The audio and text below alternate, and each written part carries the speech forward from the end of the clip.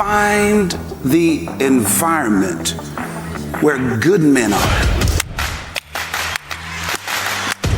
There's so much pain that we've had through oppression that we're ultimately looking for the same thing and just at different facets. Right. Women are looking to be heard, men are looking to be seen. Right. Y'all laughing, but it's true. You want masculine man, but when a masculine man steps into the church, he's not celebrated, he's okay. Notice, Samson did not lay his head in the wrong woman's lap. Good, all right. That's his woman. Yeah. But he laid his head in her lap, and she sold him out. Knowing the truth about what it is that we really need is difficult for a lot of men to even identify, let alone articulate. When a man becomes successful, right, he's making good money, right, and he's strong. My God. He knows who he is. He has a difficult time trying to find out what is it that she really wants. Right. And wait a minute. Just show up. And when you show up, shut up.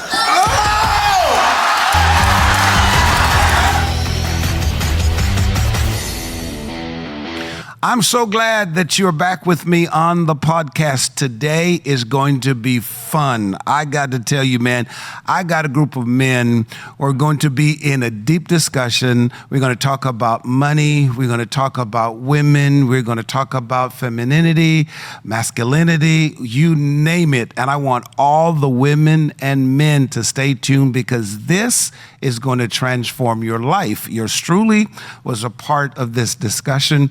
We had Joel Tudman, I should say, Lamman Rucker, Anthony Oneal, and Jay Barnett. Listen, you're going to be blessed. I want you right now to go and take a look at this, and when I come back, I close it out. When you look at men, we, especially black men, we're where we are because of socialization. A good friend of ours, Dr. O'Shawn, talks about masculinity, especially the black man. That socialization created our identity or our thought process of what manhood is and what masculinity is. And so we have to trace what he would call a genome to look at the men in our lives. And so when we look at the men in our lives, that will tell you our view of masculinity, who raised us, what circle we were brought up in, the mannerisms, the behaviors. That's what taught us how to be a man. And so if you look at through generations, it wasn't long ago that there was segregation. And you come through our grandfathers, our great-grandfathers, our fathers, us, that's not that long ago. So that's a lot of conflict, a lot of inability to express to sons how to communicate what we actually feel. So the man is actually born in complexity because he has to figure out how to do everything. And yet he has to still provide and be a man to you. And so as we have this conversation tonight, we want to talk about masculinity. And we want you men to start thinking about the men that raised you, the men that brought you up. And you start thinking about some of their issues, some of their problems, their inability to communicate to you. And did that pass down to you? And have you still been moving the way you've taught to be a man? Or has your idea of masculinity actually evolved? Especially now today, brothers. When we look at masculinity today, a lot of it is toxic. And you start looking at, well, what they call toxic. And I will just say for me, and you guys can jump in on this conversation, men did this, women do that. Men don't cry, women cry. Women are weak, men are strong. The older I've gotten more emotional. I'm not what I was when I was in my 20s or my 30s, where I did not display weakness at all. Now, to me, I'm not a man if I don't display that weakness. I'm learning how to share that weakness. Can you talk about how difficult it is for men to evolve and to actually publicly demonstrate that weakness when we've been taught to be hard so long? Any one of you? That's your name up there, man. Bishop, I'm letting you go first. But I'll hop in. I think this is something that we've had. First of all, good evening, everybody. Good evening, family. Thank you so much for having me and my brothers here with you today. Thank you so much, Bishop Fernandez. We really appreciate this blessing and this opportunity to share. I think one of the things that was very profound for me was, again, to be reminded not only that we're all born from a woman, but inherently and genetically, we all start out genetically female, right? And I think what we often do is, unfortunately, like you were saying, we think about things in these very binary terms, right? And now binary is becoming a very uncomfortable term as well, but I appreciate the fact that it's in conversation because it's forcing us to understand that things don't necessarily exist in these extremes or even in opposites or contrast to each other. And I think when we live in this space where we accept male and female as opposites, right? Or things that are always in contrast or in conflict with one another, we forget they're actually one of the same. They're all parts of the same.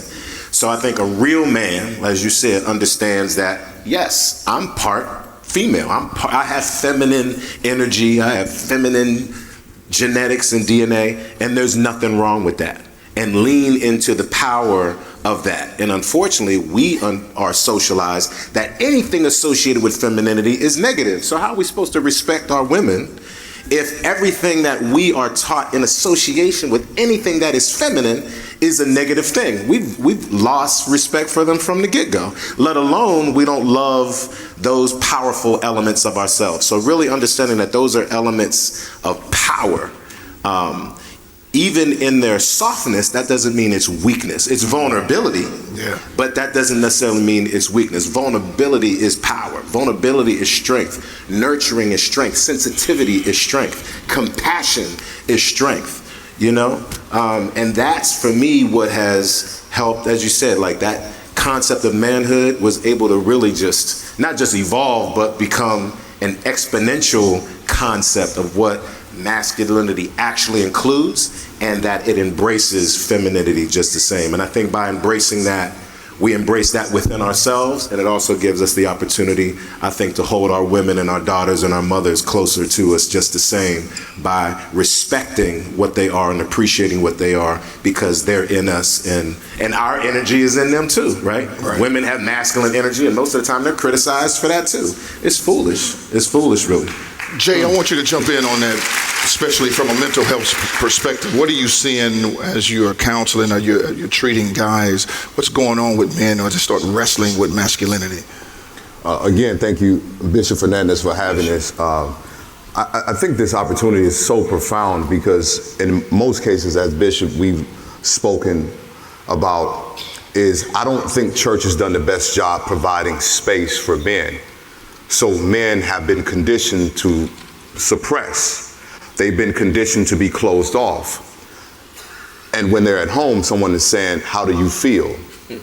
And so what I'm seeing in the clinical practice is what a lot of men deal with is a terminology that we use, which is called alexithymia, which is a term that we use when someone has a difficulty in connecting feelings and emotion to what challenges are. So most men, how many of you brothers ever seen an emotional chart? All right, we got a couple, ladies, I want you to look around. Only a few hands of brothers who have seen an emotional chart.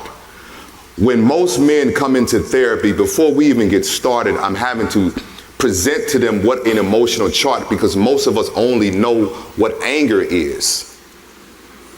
And if anger is your only emotion that you have become connected to, whenever problem or conflict arises, everything would appear as a nail, so you use a hammer because you're limited in your toolbox. Right. So when you are in conflict, you're looking for compassion, but he only knows anger. Talk, or retreat. So the challenge for most brothers, ladies, is that they don't have the language. And when you don't have the language, it's because you don't have the vocabulary.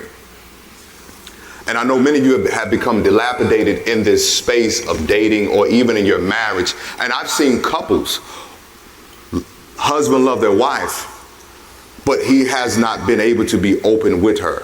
Right. For the fear of not just his emotions being exploited or being emotional blackmail, but partially is because he doesn't have the language. You cannot learn a new language until you learn the vocabulary. Right.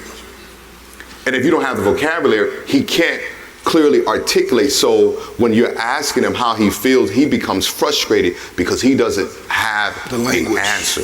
Yeah. And his frustration becomes, is this happening to somebody? I heard somebody say Jesus.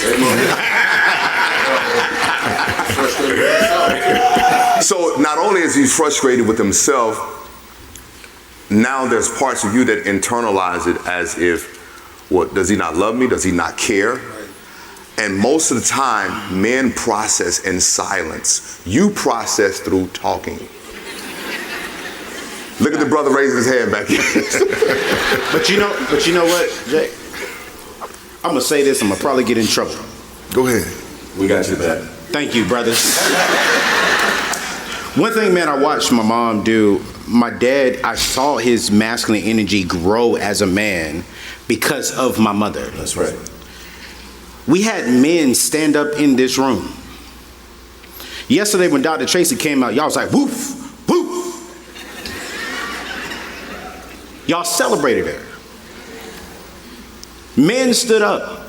We said celebrate men. And y'all laughing about it. True. Y'all laughing, but it's true. Yeah. You want masculine man, but when a masculine man steps into the church, he's not celebrated. He's okay. But as soon as a strong woman of God like Dr. Tracy gets up, it's woof, woof, yeah, go ahead, girl.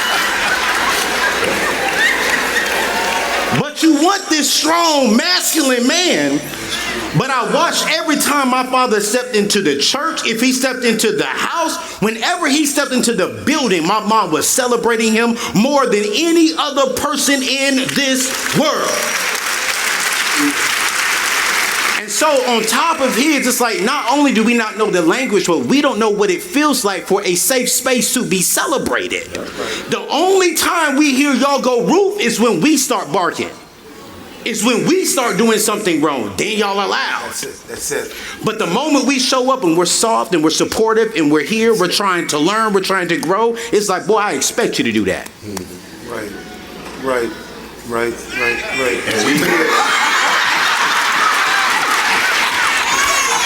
And we hear the silence. We will have to do a part two. But let me say this. The reason why I am the man I am today is because of my mother. My wife got to come with that same energy. When I walk in here, if she would have not married yet, by the way. Lord Jesus. He's single. Lord Jesus. And he needs a woman. My God. Before we go there, because we got the trucking, I'm going to take Drew Bishop just did. Yeah, I'm ready. Because you did it, let's talk about successful men trying to find somebody. Oh, Lord. That's a different concept. Lord. No. Let's talk about it. Lord Jesus. We need to tamper with it. No, for sure. Because Lord when a man becomes successful, Right. he's making good money, Right. and he's strong. My God. He knows who he is. He has a difficult time trying to find out what is it that she really wants. Right. And so he doesn't know, so sometimes the man is real reserved. He doesn't want to open himself too much because he's got it going on without her. Without her. Doesn't have to have her. So Bishop, you're the man of wisdom. Help me. Help us. Help me. How does a man that's successful navigate the dating lane? My God. You know, my advice to the audience tonight is simply this. No, talk to me. We got a problem. He has a problem. This lady is thinking, they got them up yesterday. They were told to jump and talk to me. And honey.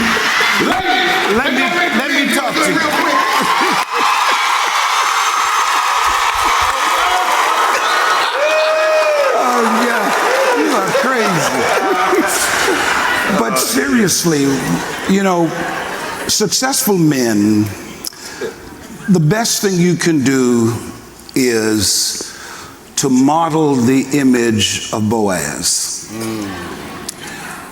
Be successful, take care of your wealth and the things that you're gifted to do.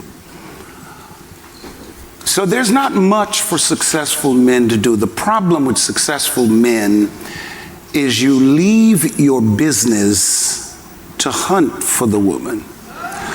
Boaz never left his field.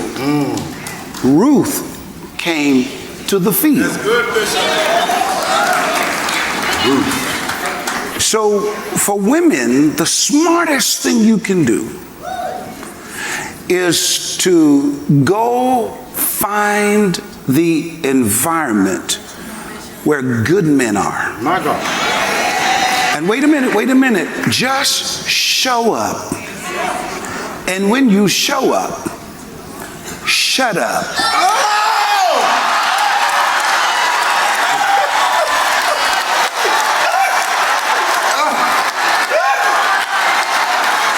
Now, brothers, you are praising God.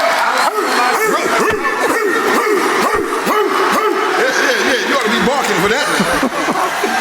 That's it. Good God Almighty. Because here's the thing. Successful men with wealth and money are looking for a woman that they can invest in. Man, listen. And what he wants from you is a resting place. My God. My God. If he finds the resting place in you, you can get the world from him. Or, this is why a lot of men don't trust women sometimes. Why don't? Because if he finds the resting place in you, you may become a Delilah to him. Notice, Samson did not lay his head in the wrong woman's lap. Good God. That's his woman. He shared wrong information. That's his woman. But he laid his head in her lap and she sold him out. So that's why when you use the word environment, I think that's a really key word. If I can just lean into that real quick, I think again, and this is for you too, bro. He This is needs for help. you too, little bro. He needs help. But this is also to the ladies here. I think what's really powerful is we're talking about this and we're focusing on again the work that we need to do and how we become the evolved people we need to be. But we need you to be doing the same thing. Yeah. We can't complete you. We're not asking for you to complete us. Oh my God. Don't get in my way. Stay in your I got stuff to do. And I was doing it before you got here. So find a way to find your way into my space that can create peace and harmony and synergy And I give you the partnership. word. I give you the word. You can have it. Because it's, especially if it's just stuff, most of the time, why are we even getting the stuff? It's for you in the first place. But only you that we can trust. And if you can create, again, we talk about space, but it's an environment. That environment is you. That environment is also the physical space that you create, that you live in. We watch how you live. We watch how you move, how you talk, how you treat yourself, how you treat other women. But if you can create an environment that I can say, ooh, not only am I going to be here, I can't wait to be here. And if that environment can stay consistently warm, loving, supportive, challenging, oh, check me, hold me accountable, lift me up, push me forward. I don't want to do this without you. There's so much more I can do with you. We need you. We need you.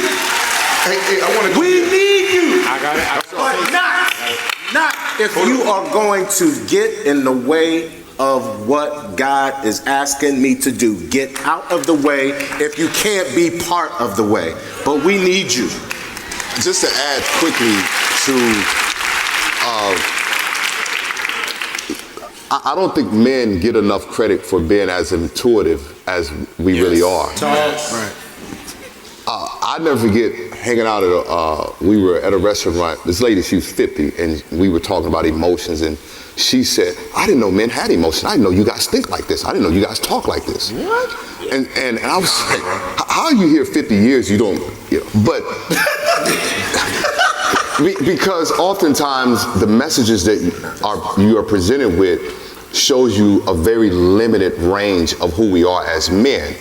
So your perception of us is always in this box, and it's very narrow, and you have to expand. It's like right now, I am probably backed up for the next 2 years of seeing black men in therapy. So what I'm having to tell sisters is, I know you want these brothers healed, but you're gonna have to wait. Because I get sisters, I need to get them healed, but I'm having to ask, are you wanting them healed for you or healed for himself? Wow. And then once he heals, you have to change your idea of who he was when you saw him in his brokenness. And I'll add to this, I'm the only son. I have 3 sisters. And when you were talking about I watch, my mother has 12 sisters, Jesus Christ. And I watch, I'm 41, it took me about 37 to truly open up to my mother, because I watched how she communicated with her sisters and how they were sharing stuff. And I'm like, why are you saying that? Why are you talking about that? And so we observe how you are with your friends. That's right. Because I can tell you what we don't do, ladies. There's a code that if I ever hit, this is my dude, best friend, if I ever hit below the belt, it'll never be the same. Right. But we'll watch you guys hit below the belt and y'all go to brunch. And that doesn't make sense to us. And what happened is you enter the relationship with the same tactics. Yeah. And you'll hit below the belt, and then you'll wonder why he checks out and he never shows back up. I have counseled, pastored many marriages that man has not left, but he doesn't live there. Come on now. And he's just performing because it's just become, this is just what it is. Because even divorce impacts men, because we are often, again, this system that the woman gets the divorce, she's liberated. The brother walks away, he's the villain. You left your family. No matter what. And so we have to balance this, because what I want brothers to understand is you deserve joy, peace, bliss, happiness as well. And no one person can carry that. But I think it's important that we continue to expand this conversation. So men, when you said, as I've gotten older, I become emotional, I wanted to interject and says, no, as you've gotten older, you become more of a human. Yeah. Right. Because oftentimes we're operating like machines as if we don't feel. Right. And you're sitting in a session and I'm saying, good brother, how you feel? And he's saying, I don't know. And she's like, how do you feel? And he's afraid because if he truly, ladies, and I'm in here, here's what we fear. We fear giving you the deepest of our fears, our insecurities, the things that we feel inadequate about. And when we're not our best, it's used as a weapon against us. That's right. You load your gun. Yes, sir. That's all they're doing. When a woman asks a man, tell me the truth. They don't want the truth. She's not They don't ready want the for truth. She don't want it. She don't want the truth. All she's asking you, The truth. she's asking you, give me the bullet to shoot you. Yeah. And I'm telling you. That's it. And I've been shot 3 times, see? But let me say this, though. And here's the reason why we've been shot. Let me tell you the reason why. 40 years old, I'm still single. I've dated some amazing ladies. But the reason why I want to open up to them is not because of them, it's because they don't have accountability. I can't trust you with my feelings if you dictate your own way. I have a pastor. I have someone who holds me accountable. I have someone, you shouldn't do that. I remember I was dating this one young lady and I said something to her. I felt wrong. I went to my pastor. I said, hey bro, did I say this right? He looked at me and said, no. and you need to go back and apologize. And if she walks away from you, you got to own that. But I do not see ladies who are willing to hold themselves accountable, and the moment I call something out respectfully is I was disrespectful. You're a narcissist. I'm a narcissist. I'm arrogant. You're so mean. Oh my gosh, girl, don't talk to him. He's toxic. Don't even know what the word means.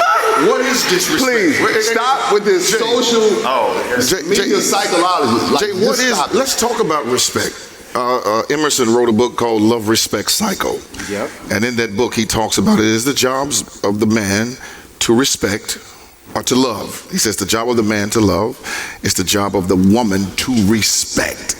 He said that causes the love, respect cycle. He said as soon as one of you stop doing your job, you break the cycle. No matter whose fault it is, you have to keep the cycle going.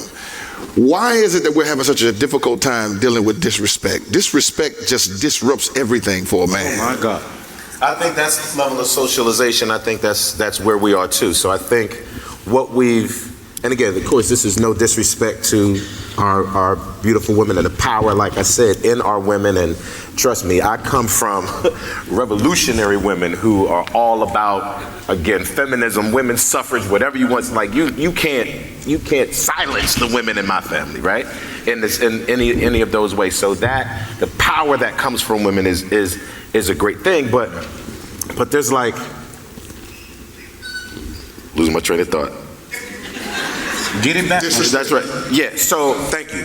So in the process of that, and this is similar to your thing about celebrating the women, we've gotten so much on the let's make sure we support women and celebrate them and push them forward, and it's independent women, all the single ladies, all that stuff, that it unfortunately starts to tilt to become kind of an anti-man kind of socialization. Wow. I don't need him, he's of no value. Matter of fact, my part of my identity in being a woman, it ain't even about being married, but at least it might be about being a mother at some point. Just make your deposit and get a step. You know what I'm saying?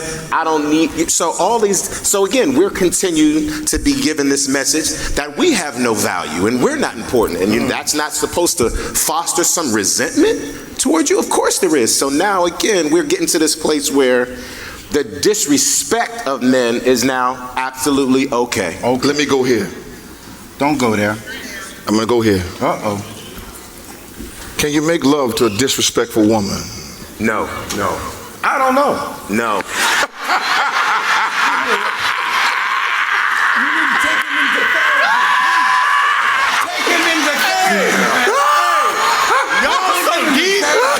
Y'all are so deep in marriage. No. Y'all acting like y'all never have sex with women who been. Come on. Disrespected. He's so distracted. You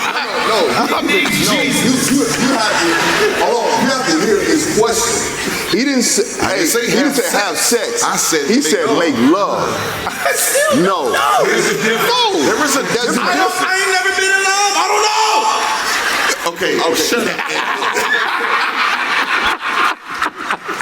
Hey, I don't make love, but I get it. Listen, yesterday, I want to go here. No, I'm not going to go there yet. No, go there, JT, because that lady had a question. Yeah, the lady had a question yesterday in the women's section. Yes. I don't know the lady. I do not know if the lady is disrespectful. So don't try to segue the conversation. The lady made a statement and I sit there and the room just wrecked. And I sat there completely still. Me too. Because the woman said that she was having difficulty, her husband was having difficulty with intimacy with her. Right. She didn't say sex. She said intimacy. And the room was like,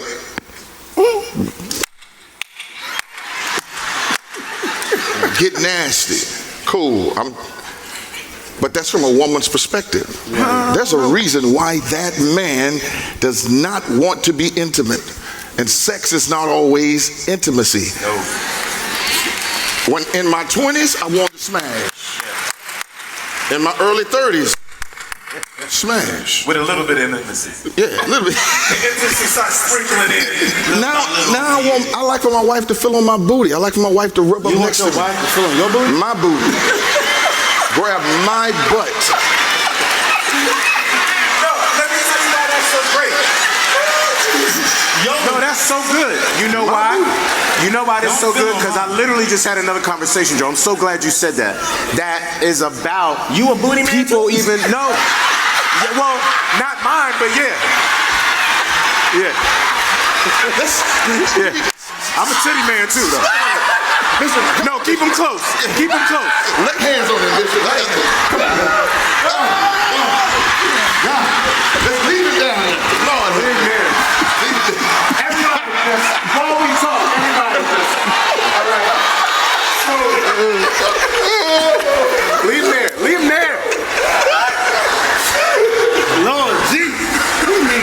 No, but I think what's important is back to, I think a common thread here, similarly, is, again, when Jay's talking about vocabulary, when a lot of what we're really talking about, I think, with men, aside from the way we're giving this charge to the women to do some of this in partnership with us, and also, right, aside from us, independent of our work, it's a self-awareness that we are not taught and encouraged to really invest in. We don't talk to ourselves. We don't listen to ourselves. We don't really tap in, who am I really? Instead, what am I expected to be? Yeah. Right? And when we can really say, who am I really? Then we even have to then maybe admit little things like that. Like, well, I thought I'm supposed to rub her booty. Isn't that what I'm supposed to do? Instead, it might be like, but actually, I kind of like my booty rubbed. Right? But most men would feel like a punk if they were to say that or admit that. Or they might feel like a woman would make fun of them for having said that, as opposed to, here I am opening up to you about how to touch me. That's my point. How I want to be touched by you. How I want to be appreciated and affirmed and nurtured and caressed by you. Like, you know how difficult that can be for men? I just used 4 different words that I know a lot of guys would be ashamed to even say.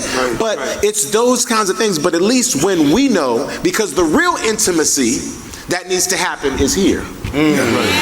Then the other intimacy that really needs to happen is here. And if I'm not doing that work, the opportunity to be intimate with you is even further and further and further away. And the same thing goes for women. Here we are trying to please them, keep them, attract them, meet their needs, and they don't even really know what their needs are. And articulating those needs to us so that we can adequately say, oh, this is how I need to touch you.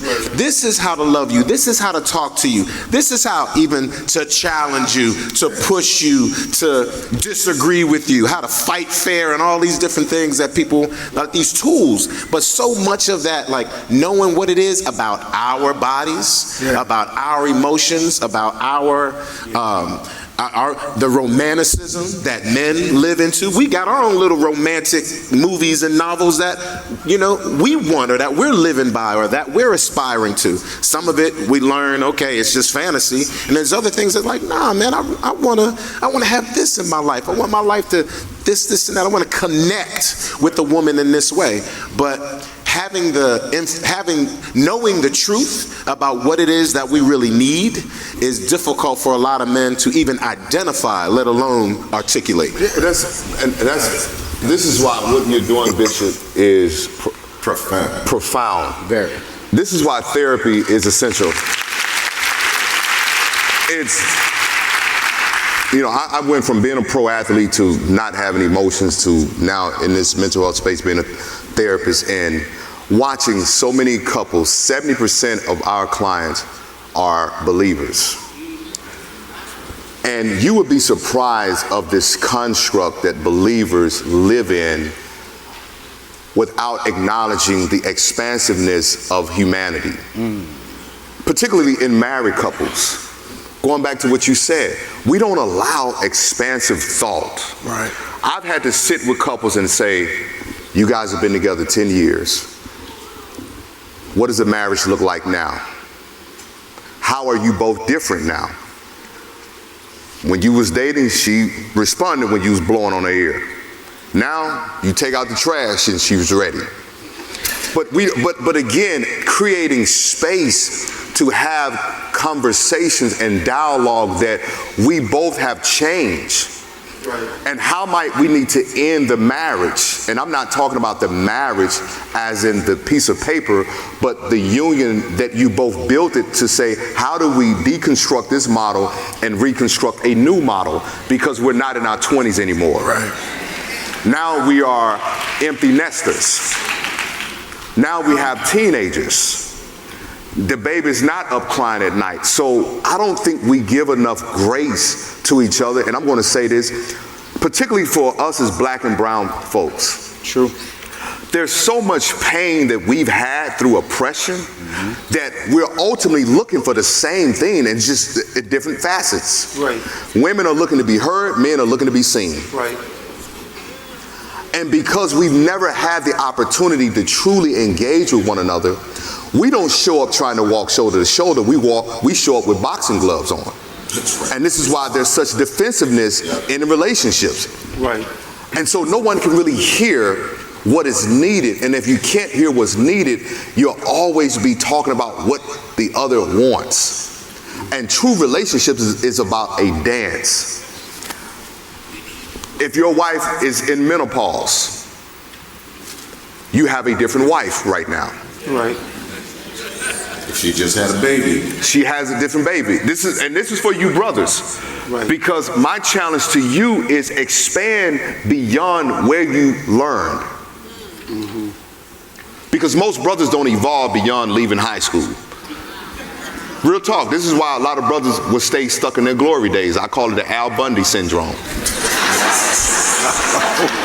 He stays stuck in who he was, and when you are married and you're stuck in who you were, your wife is trying to find out who you are. That's good. That's good. So she's asking for the man that you are today, not the man that stood at the altar. So good.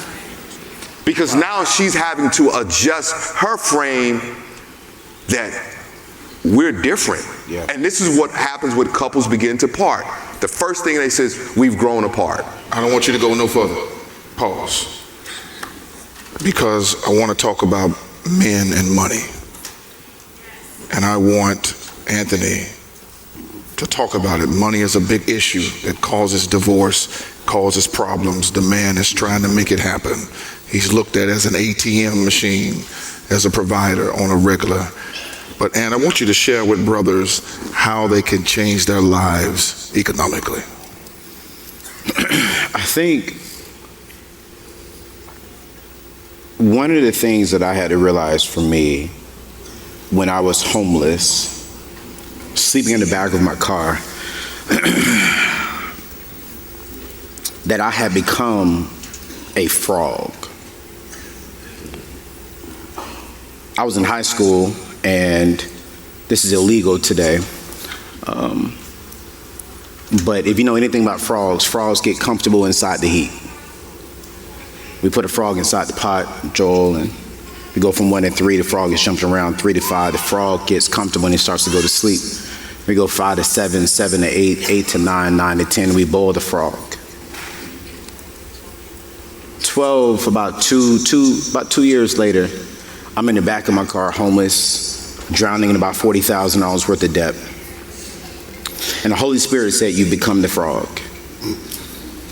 And I said, nah, the frog died in his sleep. I'm wide awake, God. And God said, nah, the frog died inside his comfort zone. And immediately, I was like, it shook me to my core. I think a lot of us, the reason why we're struggling financially, it's not because of the lack of income coming in. It's because of the lack of wisdom, knowledge, systems, and strategies. And we've allowed our comfort zone to become our kill zone. And so for us, if we're really going to get out of that, the very first thing when it comes to our finances, with men and with all of us, we got to go to therapy first. Because if we're going to get this has to be right first. Before I got this and this had to be right first. Because when this got right, this got right. When this got right, this got real right. And so here's some practical things I really want to give you all. Every one of you all who have kids in here, raise your hand. If you got kids. All right, hands down. I want you to be honest with me. Look straight at me. Don't look at your neighbor. How many of you all have honestly invested and you've guaranteed your kids' financial future? Raise your hand. Half of the room. I'm not even going to ask you to raise your hand after this. How many of you have a Mercedes, a BMW, a Gucci bag, a Louis Vuitton bag? You got something, but you have nothing. Hair. I didn't even go there. See, I'm trying to be serious. He talking about hair and nails. Eyelashes. Here's what I want to say. Here's some practical things that I have done with my finances. All jokes aside, I'm 39 years old today. Over the last 10 years, the moment I have a child, if I'm blessed to have a child, the moment that child comes into this world, he or she is already a millionaire. Already. When he or she graduates high school, college is paid for, future is already secured. When they get married, first house is already paid for. Why? Because I got this right, I got this right, I got the systems, I got the strategies, I got the wisdom. Let me give you this. Take out your phones real quick. I'm gonna be quiet. Take out your phones. Take out your phones. Write down this stuff real quick, and we'll get out your way. Here's number one. Here's number one. All y'all go to this church. Write down this name, Bishop. Y'all laughing. I've had the opportunity to sit with this man. Don't put your phones up. I've had the opportunity to sit down with this man. The only reason why some of you all are not where you should be financially is because you're not listening to him every Sunday. You're not applying what he's teaching from the pulpit. That's number one. Listen to your spiritual covering. Practically, number two, going ahead and put at least 3 months of what you averagely make into a high-yielded savings account. Not into a regular savings account, not into Bank of America. You're getting 0.02%. God called us to be good stewards of our money. Good stewards also means multiply. And so if you put into a high yielded savings, HYSA, you're getting 4.6 to 5 to 6%. Now your money's growing and it's just sitting there. Here's number three, get rid of your consumer debt. The borrower is slave to the lender. The borrower is slave to the lender. Now, I got an 800 credit score, but that doesn't mean I'm good with my money. A credit score just simply means you know how to pay your bills back on time. But it doesn't mean you have wealth. That's it. You can't pass down a credit score. That's right. What you got? I got an 820. I remember when a young lady came up to me, she said, I know you all about money. You know, my credit score is an 850. I said, and? How much money you got in your account? Well, you know. Right. I want wealth. Wealth starts here. So here's number three. Get rid of your consumer debt. I'm going to give you this last thing because it's the basics. I can't give you all of it tonight. But once you get rid of your consumer debt, I want you to put investments into these three things. Number one, max out your 401k. Put down the word Roth. Roth, R-O-T-H. That means your money is growing with good interest and tax-free. That's number one, 401k. Number two, IRA. Number three, for your young people in here, get you an HSA, health savings account. Why are you paying $400 a month for a PPO plan and you healthy? Go down and get you a $100 high deductible plan. You already got 3 months in your savings account. So this means that you're paying $100 for health insurance. This means you got to cover your first $5,000. You're going to put this money inside of an HSA, a health savings account. And now what you're doing is you're using tax money to pay for your medical stuff. And if you do not use that money, you can invest it. Wow. It's all about the wisdom. And so if you do that's number three, let me give you the bonus. Real estate. Hold on. I'm about to flip it on you. I got buildings. Let me tell you where my money's going at right now. Land. When God left here, so did the power of getting more land. So now I'm buying land and I put it inside of my trust. It ain't for me and it's not for my kids. It's for my grandkids. Because if I let that land sit there for 30, 40, 50 years, I bought it today for $10,000. Well, Anthony, how you get it for $10,000? Go down to your local office. That's right. To the tax office. That's right. There are senior citizens who can no longer afford to pay the taxes on that land, so they're about to auction the land off. That's right. So I go down there, I get me a land for $5,000, $10,000, I rent it out, they can build on it all they want, but I own it. Right. And I'm gonna leave it with this and be quiet. Steve Harvey said something, Bishop, 10 years ago. Wow. Grandmother was passing, she looked at Steve Harvey, she said, do you know your great-granddad's name? He said, no, ma'am. She said, do you know why? He said, no, ma'am. She said, because he ain't leave you nothing. Wow. It was 2 o'clock in the morning, I was watching this rerun. I was asleep. But when I heard that woman say, it's because he didn't leave you nothing, I stood up in my bed and I said, oh no, my great-grandchildren, children will know my name. Yes, sir. Wow. That's when I went to the bank the next day, sat down with my financial advisor and said, yo, what can I do? Wow. I opened up a 529, and I'm going to close here. I opened up a 529, he said, hey, Anthony, because you are a self-employed person, do you know, not only are you investing to your kids, but because you live in the state of Maryland, you can write off the 529. So now my investments is going to the kid, wow, but I get to write it off today. Yes, sir. So for me, when it comes to men, especially men, I tell this, and I'm gonna say this. Y'all know I gotta close on something that may get me in trouble. So say that again. Say what again? Oh. That was your conscience. That was my conscience. Here's what I'm gonna say, and I'm gonna close it here, and then I'm gonna turn it over to you, Joe, because this may get me in a little bit of trouble. I tell every man, strive to make at least 6 figures or more a year. Yes, sir. But I tell every woman, strive to do the same. Because here's the thing. This generation of men were the providers. Yes. This generation of men, like my daddy, my mama never worked a job in her life. Dear future wifey, you are going to work.